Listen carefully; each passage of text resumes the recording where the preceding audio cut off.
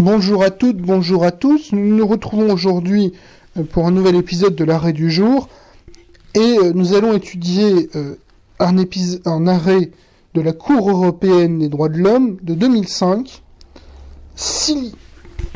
Siliadin contre France.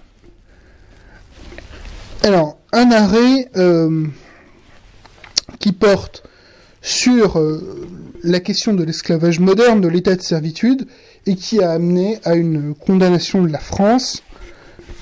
Alors, sur quel fondement? Eh bien, la Cour a estimé que, conformément aux normes et aux tendances contemporaines en la matière, il est de considérer que les obligations positives qui pèsent sur les États, en vertu de l'article 4 de la Convention, condamnent la criminalisation et la répression effective de tout acte tendant à la mainmise d'une personne, à maintenir une personne, dans une situation d'esclavage moderne. Elle condamne la France pour violation de l'article 4, estimant que les dispositions du Code pénal français, ainsi que leur interprétation, n'assuraient pas une protection concrète et efficace de la victime. Alors, on va reprendre rapidement les faits de l'espèce.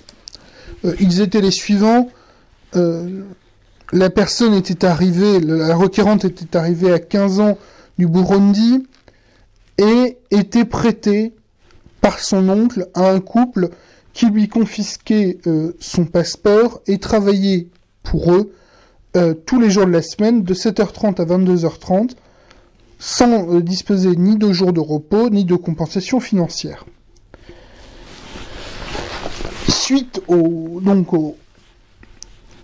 Après avoir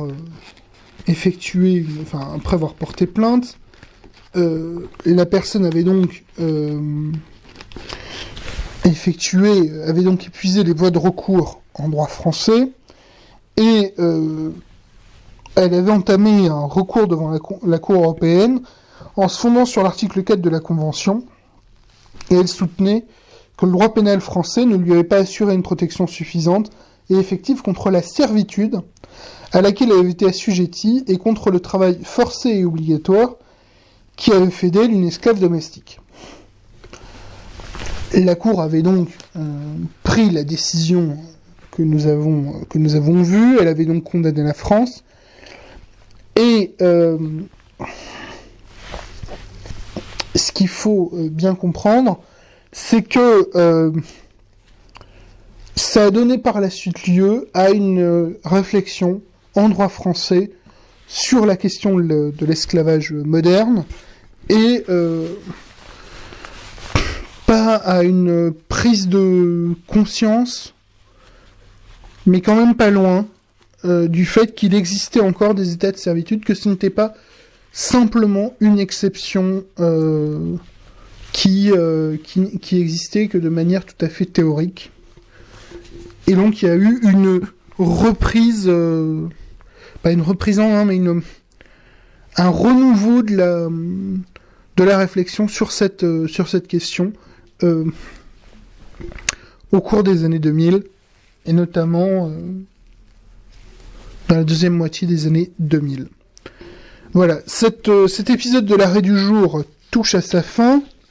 Je vous remercie de continuer à nous suivre, et je vous invite à nous retrouver demain pour un dernier épisode de la semaine sur cette question de la dignité de la personne humaine.